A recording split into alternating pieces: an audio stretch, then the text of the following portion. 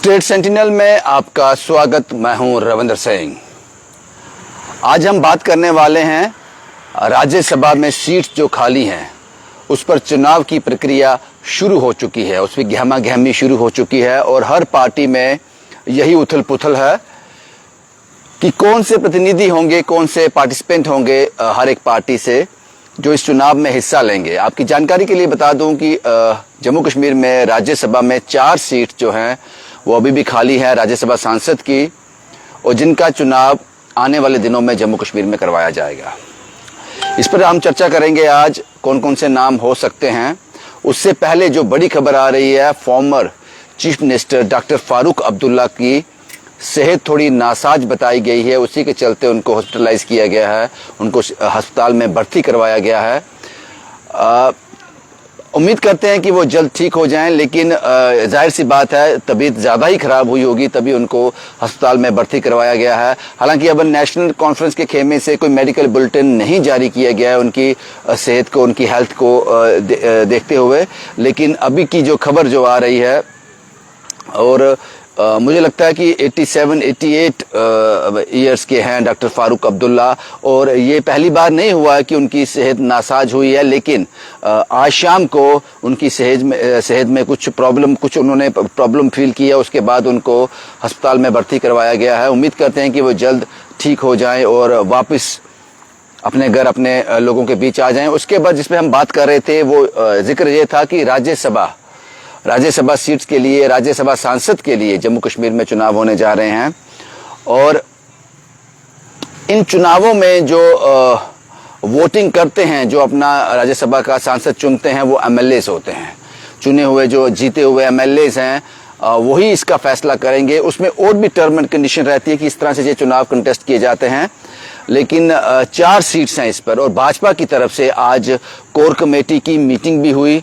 तरुण चुग जिसको लीड कर रहे थे, जिसको हेड कर रहे थे, और भाजपा के द्वारा ये भी बताया गया कि ये पहली मीटिंग, आखिरी मीटिंग नहीं है। ये इसमें इस बात पे चर्चा नहीं हुई है कि कौन कौन लोग इसका हिस्सा बनेंगे, उन नामों की चर्चा नहीं हुई है। सिर्फ ये हुआ है कि क्या क्या इश्यूज रह सकते हैं, कौन लोग हैं जो हमारी नुमाइंदगी कर सकते हैं, जम्मू कश्मीर की नुमाइंदगी कर सकते हैं, लोगों का बेहतरी बता सकते हैं। ये मीटिंग जो कोर कमेटी की मीटिंग थी भाजपा के ऑफिस में, उस सब को लेकर थी।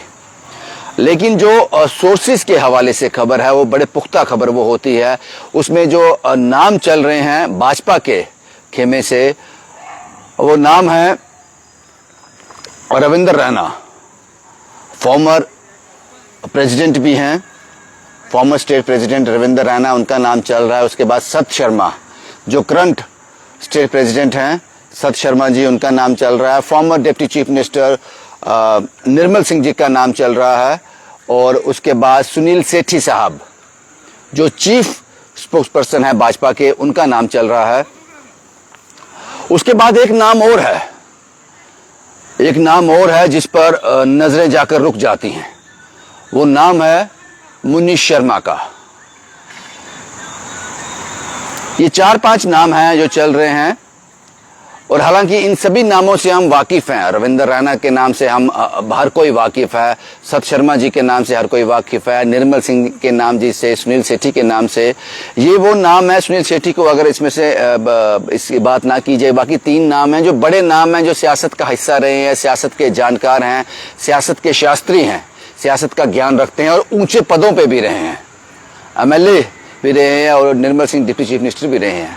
लेकिन उसी में एक नाम जो है मुनीष शर्मा का जो सुनने में आ रहा है, जो पुख्ता सोर्सेस कह रहे हैं अगर भाजपा एक मौका देती है मुनीष शर्मा को, मुनीष शर्मा ने शायद 2002-2003 से, उससे पहले भाजपा ज्वाइन की होगी, कोई पद इनको मिला था 2003 में शायद वो पद मिला था, और उसके बाद अभी आल मोर्चा प्रेसिडेंट के रूप में काम कर रहे हैं, और एक लंबा समय एक छोटे से कार्यकर्ता के रूप में ये सामने आए, और लंबे समय से लगभग 23, 24, 25 साल से, शायद उससे भी ज्यादा, मेरा आंकड़ा गलत हो सकता है, मुनीष शर्मा जो है भारतीय जनता पार्टी के साथ है।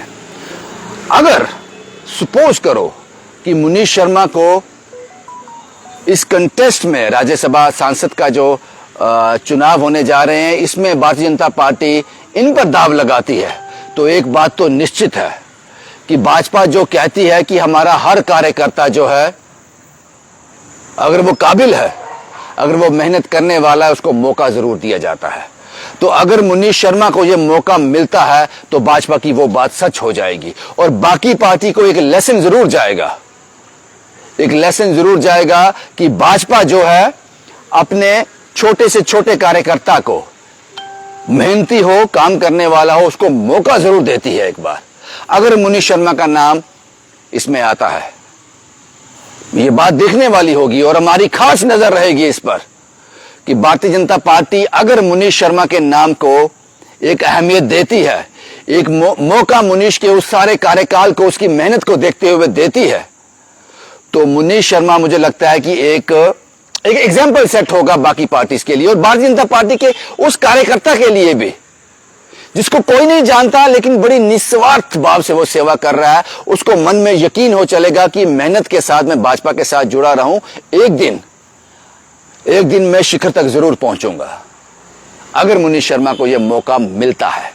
मुनीश शर्मा जी के बारे में जब मुझे यह पता चला कि मुनीश शर्मा जी का नाम चल रहा है तो मैंने स्टडी किया आखिर ये शख्स है कौन। तो मुझे जो सामने आया, क्योंकि हम उसका पूरा स्टडी करते हैं, इसकी फ्लैश मार दी आंखों में मुश्किल हो जाएगी। 2003-2004 में ये वार्ड सेक्रेटरी के रूप में, वार्ड जनरल सेक्रेटरी के रूप में काम कर चुके हैं और उसके बाद काफी ज्यादा पोस्टों से गुजरते हुए ये अभी करंट जो काम कर रहे हैं ये आल मोर्चा, पढ़ना मुश्किल है, भारतीय जनता पार्टी में आल मोर्चा प्रेसिडेंट शायद वही है और लगभग 25 साल हो गए मुनीश जी को काम करते हुए। और मैंने कहा कि अगर मौका मिलता है मुनीश शर्मा को तो ये एक एग्जाम्पल होगी। बाकी मैंने आपको बताया कि रविंदर रैना जो फॉर्मर स्टेट प्रेसिडेंट हैं, एमएलए रहे हैं नौशहरा से, काबिल हैं, सियासत की समझ रखते हैं और भारतीय जनता पार्टी को इस जगह तक लाने में अहम रोल है उनका। उसके बाद मैंने सत शर्मा का नाम बताया, ये पुराने लोग हैं जो भाजपा के साथ जुड़े हुए हैं, एमएलए हैं और उसके साथ साथ करंट स्टेट प्रेसिडेंट भी हैं भारतीय जनता पार्टी जम्मू कश्मीर के। उसके बाद मैंने एक नाम आपको और बताया, सुनील सेठी साहब का, पेशे से वकील हैं लेकिन चीफ स्पोक्स पर्सन हैं भारतीय जनता पार्टी में, इंटेलेक्चुअल, इंटेलिजेंट, कब कहां कितना बोलना है वो समझ है उनको और एक प्रॉपर जो चीफ स्पोक्स पर्सन को होना चाहिए वो है और वो कुव्वत रखते हैं कि उनको इसमें मौका मिले। उसके बाद मैंने बोला farmer deputy chief minister Nirmal Singh साहब, उनसे कौन नहीं वाकिफ है, उनसे कौन नहीं वाकिफ है, पुराने लोग हैं, भाजपा से जुड़े हुए हैं, वो भी नाम है। और उसके बाद जो नाम हैरान कर देने वाला है, अगर भाजपा ने इस नाम को सर्कुलेट किया है तो मंशा तो जरूर रही होगी और यह भी बताया जा रहा है कि 3 पोस्ट पर शायद 3 सीटों पर भाजपा यह चुनाव लड़ेगी। टोटल 4 सीटें हैं, 3 सीटों पर यह चुनाव लड़ेगी और भाजपा उम्मीद रखती है, दावा करती है कि वो चारों की चारों सीटें जीतेगी अगर वो 4 पे खेलती है, 4 पे दाव लगाती है, चारों सीटों पे कंटेस्ट करती है। हालांकि सत शर्मा साहब ने बड़ी दबी आवाज में कहा था, क्योंकि जर्नलिस्ट की नजर रहती है उस पर, कि शायद भाजपा 3 सीटों पर चुनाव लड़ेगी और दावा करती है कि जितनी भी सीटों पर चुनाव लड़ेगी वो सब हम जीत जाएंगे। वो दावा किस बुनियाद पे है वो पता नहीं, लेकिन वो दावा करती है। हमारे जो आंकड़े कहते हैं, हमारे आंकड़े कहते हैं, ये एग्जिट पोल समझ सकते हो आप, इसको आप एग्जिट पोल समझ सकते हो। अगर 4 सीटों पर चुनाव होने हैं तो हमारा आंकड़ा कहता है, जो पहला आंकड़ा कहता है कि 2 एनसी, 1 कांग्रेस, 1 भाजपा, और दूसरा जो हमारा अजम्पशन कहता है 3 एनसी, 1 भाजपा। ये सिर्फ हमारी अजम्पशंस हैं, क्योंकि जिस तरह के एमएलएस हैं, जिस तरह से वो वोटिंग होगी, उस सब को मद्देनजर रखते हुए ये हमने निकाला है। लेकिन भारतीय जनता पार्टी का दावा है कि वो जितनी सीटों पर कंटेस्ट करेगी वो जीत जाएंगे। हर पार्टी को ऐसा ही सोचना चाहिए। लेकिन मैंने आपको नाम बता दिए, रविंद्र रैना, सत शर्मा, सुनील सेठी, निर्मल सिंह, और इन सब में एक अनजान सा नाम, एक ऐसा कार्यकर्ता जिसने पूरी जिंदगी भाजपा को दे दी, पूरी जिंदगी अपनी भाजपा को दे दी, मुनीश शर्मा। अगर भाजपा इनको टिकट देती है, इनको मैदान में उतारती है, तो वाकई ये एक एग्जाम्पल होगी। शुभम कुमार के साथ Ravindra Singh, the state sentinel के लिए।